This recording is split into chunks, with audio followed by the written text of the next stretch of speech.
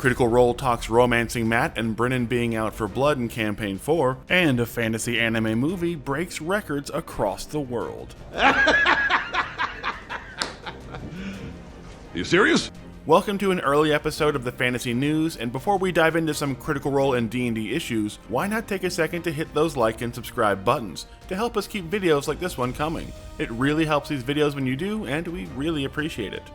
And then let's dive into the news. Critical Role's CEO and creative director, Travis Willingham and Marisha Ray respectively, sat down for a fireside chat last night to clear up some miscommunications about the show's future on Twitch, and of course talk some big Campaign 4 reveal. The chat began with Travis and Marisha saying that the message that went out to Critters late last week saying that all rebroadcasts on Twitch were going away, along with the chat features, was not worded correctly, and that in fact it was the midnight rebroadcasts that were going away, the ones that basically happened right after the initial broadcast of the show, and that the 7 a.m. Pacific broadcasts the following Friday would be staying.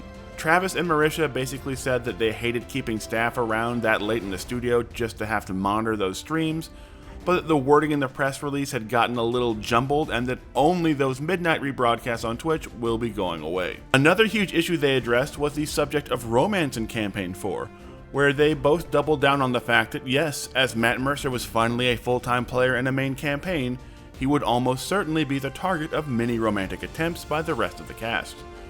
Or as they phrased it, Matt Mercer is the shiniest Pokemon, and so they all want to catch him. So expect a lot of seduction attempts aimed Matt's way when Campaign 4 kicks off, as everyone looks to be the first cast member to actually romance him.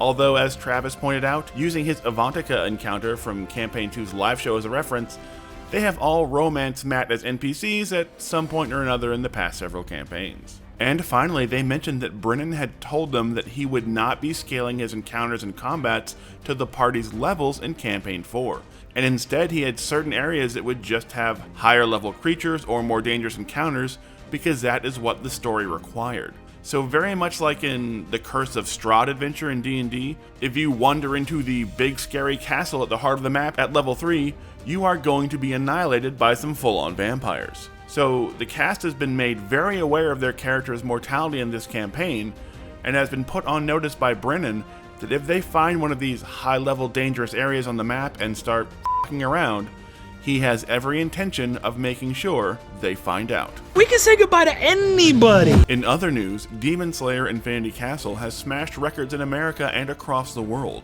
with the hit anime movie set in a fantasy version of the Shogunate era of Japan full of terrifying demons and supernatural powers, has not only won the US box office for 2 weeks in a row, but has now become the highest grossing anime film of all time. These record-breaking feats, and especially the movie's $555 million and counting worldwide box office, also make it the most successful Japanese film of all time, and it shows you just how incredibly popular anime has truly become in the last decade. So with a box office that beats many recent MCU movies, Demon Slayer Infinity Castle shows no sign of slowing down, and as just the first in a planned trilogy of movies, we may finally be leaving the superhero movie era and entering the era of anime, as Demon Slayer keeps cutting down the competition at the box office.